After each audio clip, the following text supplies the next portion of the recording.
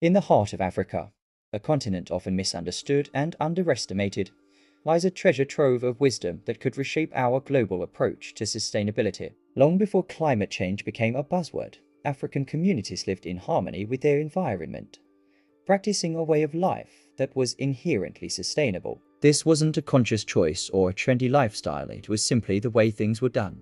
Imagine a world where waste is a foreign concept, where every resource is valued and utilized to its fullest potential. This wasn't a utopian dream in African households. It was reality. Clay pots weren't just vessels for water. They were natural cooling systems, keeping precious liquids fresh in the sweltering heat. Clothing wasn't discarded at the first sign of wear. It was passed down, repaired, and repurposed. Tools weren't replaced at the slightest inconvenience. They were mended, their lifespans extended through skillful hands and resourceful minds.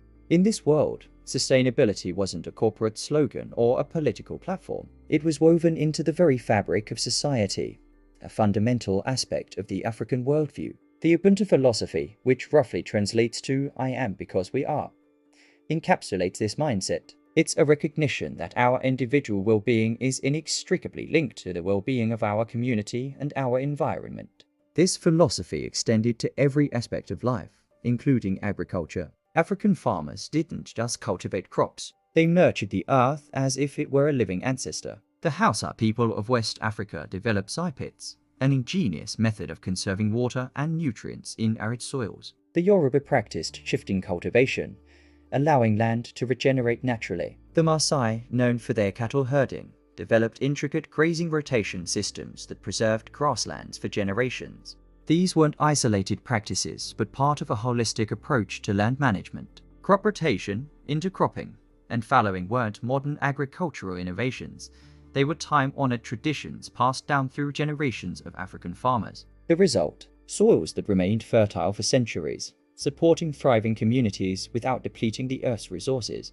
But sustainability in Africa wasn't just about individual practices. It was a communal effort. Resources weren't hoarded but shared. Wells, forests, and grazing lands were managed collectively, ensuring that everyone had access to what they needed. When scarcity struck, it wasn't met with panic or selfishness, but with solidarity. The IGB or apprenticeship system, known as Boy, is a prime example of economic sustainability. Young people were trained in trades, given capital to start their own businesses, and expected to pay it forward by training the next generation. Even African architecture embodied sustainable principles. In Kano, Nigeria, earthen homes kept interiors cool in the scorching heat. In southern regions, thatched roofs provided natural insulation. Courtyards weren't just aesthetic features. They were clever designs that promoted natural ventilation. African builders didn't fight against nature. They worked with it, creating structures that were in harmony with their environment.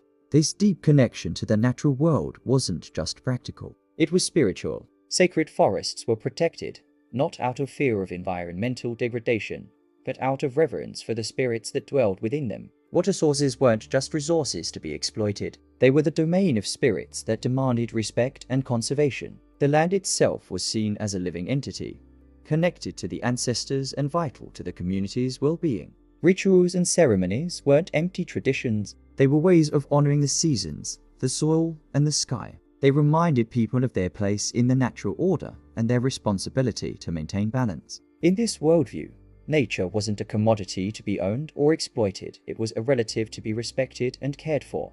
Today, as the world grapples with the consequences of unsustainable practices, Africa's ancient wisdom is experiencing a revival. Young Africans are leading ECU projects that blend traditional knowledge with modern technology. Permaculture gardens are sprouting in urban centers, drawing on age-old techniques of companion planting and water conservation. Green technology startups are looking to indigenous solutions for inspiration, creating innovations that are uniquely African and inherently sustainable.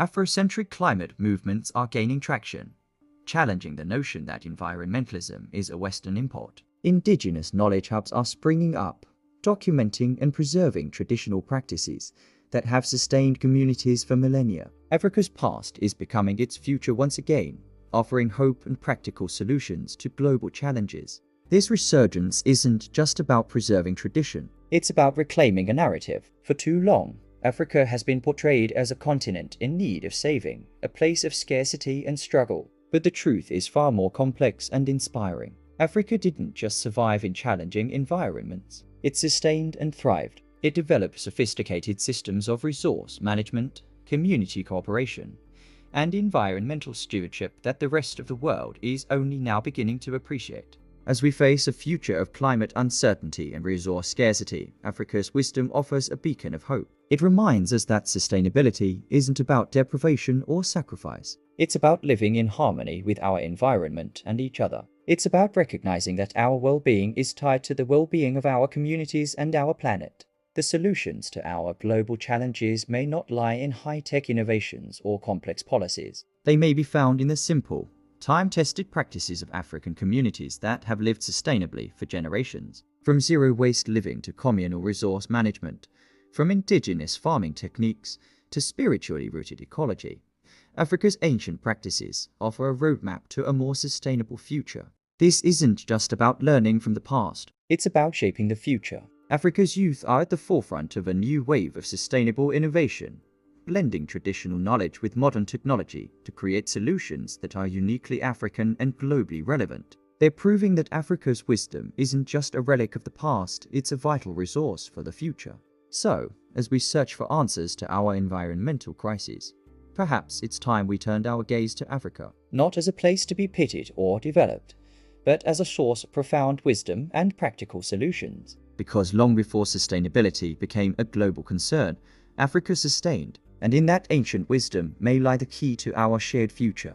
Africa sustained first, and now it's time for the world to listen, learn, and act. Because in Africa's past, we may find the seeds of a greener, more harmonious future for us all.